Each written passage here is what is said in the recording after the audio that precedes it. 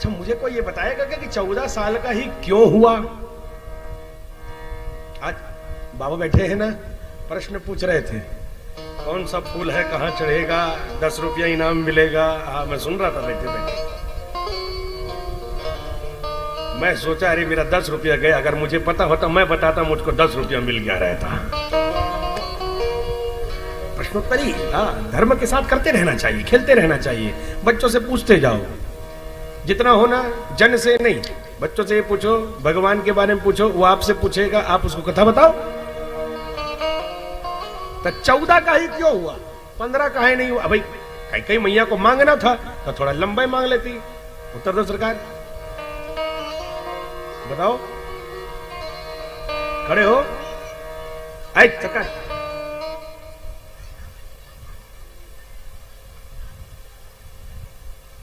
इस कारण 14। ये कई कई मैया को कैसे पता था?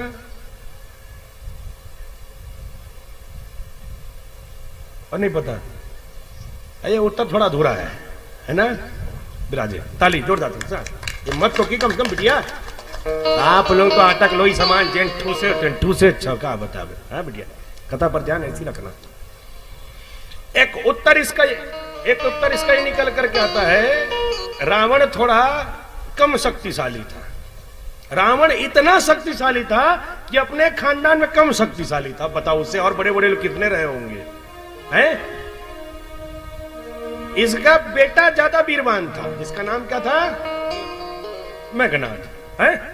अब मेघनाद को यह वरदान था कि जो 12 वर्ष तक निद्रा पर जो विजय प्राप्त कर लेगा वही मरेगा, वही मारेगा, उसी घातों मारा जाऊंगा। तो ऐसा कौन था जो 12 वर्ष तक जागे? तो राम जी किसको लेकर के आए?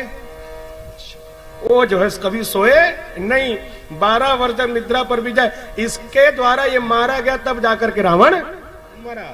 एक बात आध्यात्मिक चेतना। दूसरा उत्तर, जब आपरम मिलकर के कोई भी जब तप करते हैं ना, तप करते हैं तब 12 वर्ष तक तपस्या करनी पड़ती है। इसको एक लघु युग कहा गया है। क्या कहा गया है? लघु युग। कितने वर्ष का? 12 वर्ष का। 12वां वर्ष तक तप करो, 13वां वर्ष तप फलित होता है। 13वां वर्ष तप फलित होता है, अब इसका परिणाम जो है 14वें वर्ष में हमको प्राप्त होता है। तो 12 वर्ष तक भगवान ने तपा है, अपने आप को सदा है, और 13वां वर्ष विश्राम, और 14वें वर्ष में इनको प्राप्ति भई है। इस राम रावण युद्ध पर और इनके मृत्यु पर आगे और चर्चा करें।